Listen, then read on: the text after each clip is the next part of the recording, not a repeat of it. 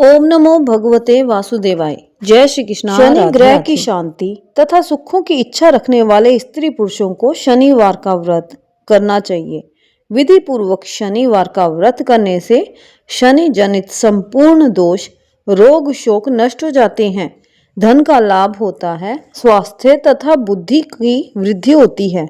विश्व के समस्त उद्योग, व्यवसाय, कारखाने, धातु उद्योग, लौह वस्तुएं, काले रंग की वस्तु, काले जीव, जानवर, रोग, भय, गुर्दों का रोग तथा क्रूर कार्यों के स्वामी शनि देव हैं। मानव के जीवन में यदि कोई ग्रह सबसे अधिक कष्टप्रद माना जाता है तो वह है शनि।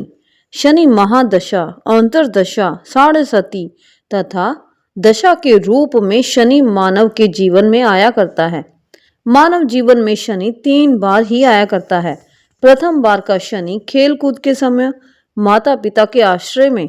दूसरी बार का शनि मानव जीवन को हिला देता है और तृतीय बार का शनि जीवन के सुख, चैन, शांति, धन, यश को समाप्त कर देता है। और दुर्भाग्य से चौथी बार का शनि आ जाए तो श्री राम नाम सत्य ही करा दिया करता है।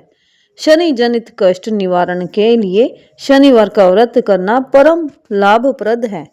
वैसे ये व्रत किसी भी शनिवार से आरंभ किया जा सकता है।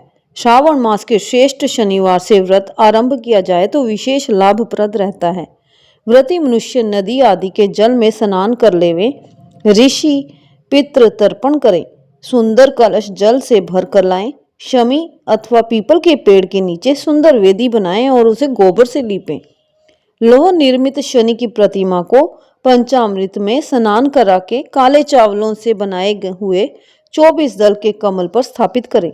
काले रंग के गंध, पुष्प, अष्टांग, धूप, फूल, उत्तम प्रकार के नैवेद्य आदि से पूजन करें। शमी अथवा पीपल के पेड़ में 7 सूत के धागे से उसका तना लपेटकर 7 परिक्रमा करें तथा पेड़ का पूजन करें।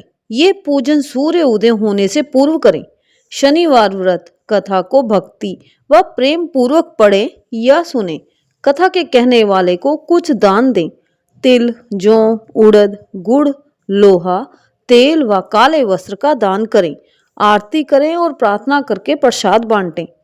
पहले शनिवार को उड़द का भात और दही, दूसरे शनिवार को खीर, तीसरे को खजला, चौथे शनिवार को घी और पूरियों का भोग लगावें। इसी प्रकार 33 शनिवार तक इस व्रत को करें। इस प्रकार शनिवार का व्रत करने से शनिदेव प्रसन्न होते हैं। इससे सर्व प्रकार के कष्ट, अरिष्ट आदि व्याधियों का सर्वदा नाश होता है और अनेक प्रकार के सुख साधन, धन, पुत्र, पौत्र आदि की प्राप्ति होती है। कामना की पूर्ति पर शनिवार व्रत का उद्यापन करें।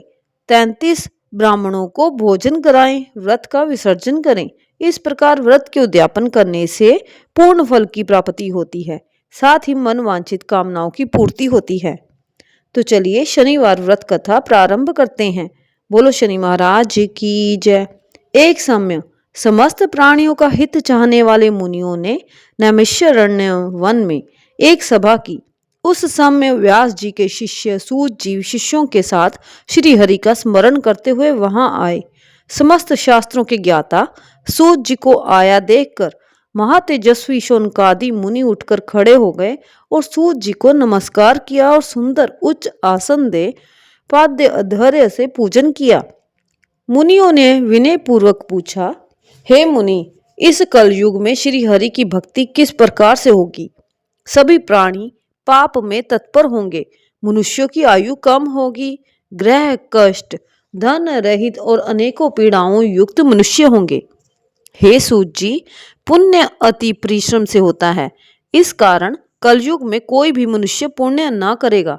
पुण्य के नष्ट होने से मनुष्य की प्रकृति पाप में होगी। इस कारण तुच्छ विचार करने वाले मनुष्य अपने वंश सहित नष्ट हो जाएंगे। हे सूत जी, जिस तरह थोड़े ही परिश्रम, थोड़े धन से थोड़े समय में पुण्य प्राप्त हो, ऐसा कोई उपाय हम लोगों को बताइए। जिसके उपदेश से मनुष्य पुण्य और पाप करता है, उसके पुण्य और पाप का वही मनुष्य भोगी बनता है। ये शास्त्र का निर्णय है। हे सूत जी, जो मनुष्य रत्न रूपी ज्ञान से दूसरों को संतुष्ट करते हैं, उनको मनुष्य रूप धारण किए श्री हरि को ही जानना चाहिए। हे मुने, कोई ऐसा व्रत बतलाइए जिसके करने से शनि के द्वारा प्रदत्त कष्ट मनुष्य को ना भोगने पड़े तथा शनि देव भी प्रसन्न हो। सूत जी बोले, हे मुनि श्रेष्ठ, तुम धन्य हो, तुम ही वैष्णव में अग्रगण्य हो, क्योंकि सब प्राणियों का सदैव हित चाहते हो। मैं तुमसे एक उत्तम व्रत कहता हूँ, ध्यान देकर सुनो, जिसके करने से भगवान शंकर प्रसन्न होते हैं और शनि ग्रह प्रदत्त कष्ट प्राप्त नहीं होते हैं। सूत जी बोले, हे ऋषियों, जब युधिष्ठिर आदि पांडव वनवास में अनेक कष्ट भोग रहे थे, उस समय अपने प्रिय सखा श्री कृष्ण को आया देखकर उन्होंने उनका बहुत ही आदर किया, मन में बहुत प्रसन्नता मानी और सुंदर आसन पर बैठाया। श्री कृष्ण बोले, हे युधिष्ठिर, क्या तुम कुशल पूर्वक हो? युधिष्ठिर बोले, हे भगवान, आपकी कृपा है प्रभु, कृपा करके कोई ऐसा उपाय बतलावें जिसके करने से ये ग्रह कष्ट ना व्यापे। शनि ग्रह बहुत कष्ट देता है, अतः ऐसा कोई व्रत बतलावें जिससे इस कष्ट से छुटकारा मिले। श्री कृष्ण बोले, राजन, आपने बहुत ही सुंदर बात पूछी है, आपसे एक उत्तम व्रत कहता हूँ, सुनो।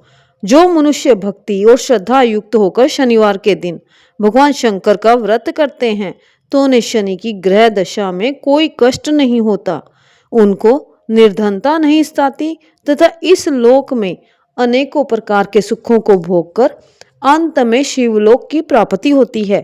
युधिष्ठिर बोले, हे प्रभु, सबसे पहले ये व्रत किसने किया था, वह सब विस्तार पूर्वक कृपा करके कहें, विधि भी बतलावें तथा फल क्या है।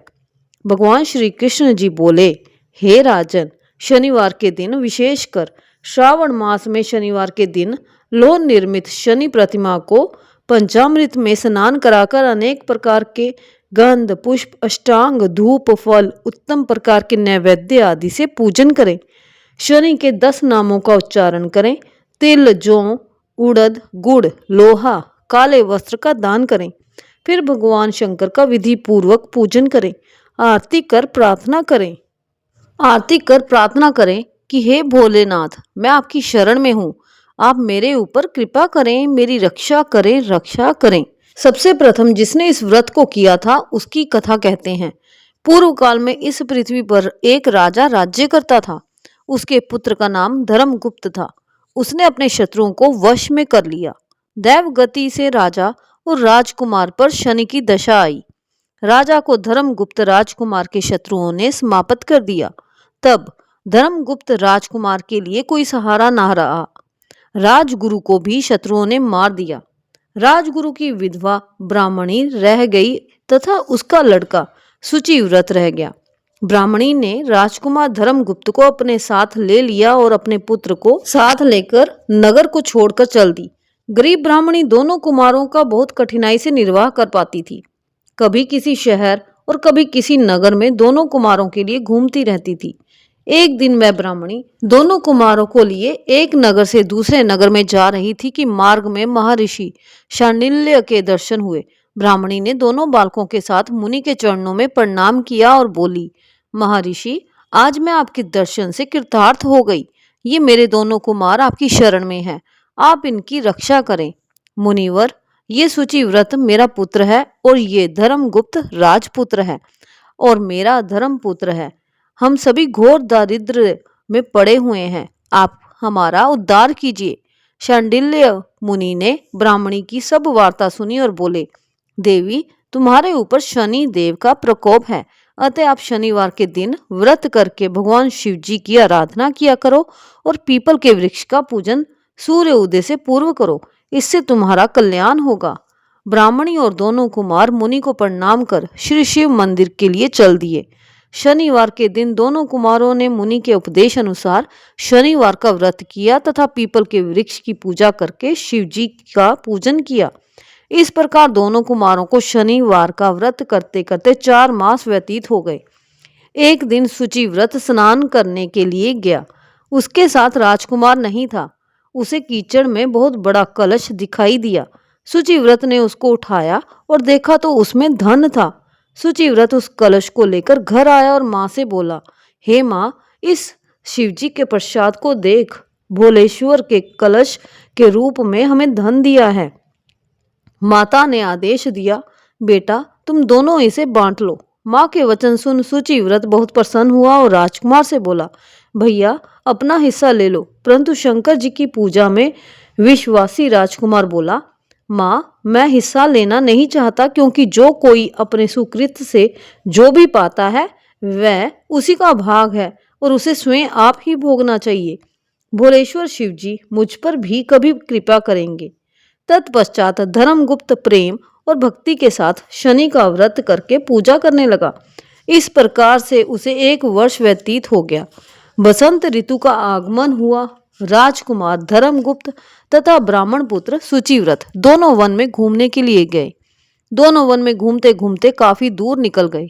वहां उनको अनेक गंधर्व कन्याएं खेलती हुई मिली। ब्राह्मण कुमार बोला, हे भैया, पवित्र पुरुष स्त्रियों के बीच नहीं जाते, वह मनुष्यों को शीघ्र ही मोह लेती हैं। विशेष रूप से ब्रह्मचारी के लिए स्त्रियों से भाषण करना व मिलना नहीं चाहिए। परंतु गंधर्व कन्याओं के खेल को देखने की इच्छा रखने वाला राजकुमार खेल देखने के लिए स्थान पर अकेला चला गया।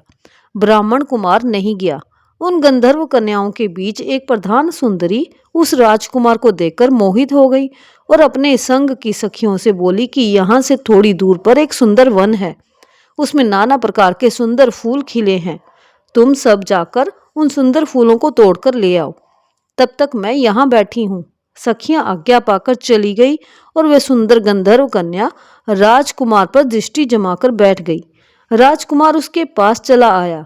राजकुमार को देखकर गंधर्व कन्या उठी और बैठने के लिए पल्लवों का आसन दिया। राजकुमार आसन पर बैठ गया। गंधर्व कन्या ने पूछा कि आप कौन हैं, किस देश के रहने वाले हैं तथा आपका आगमन कैसे हुआ।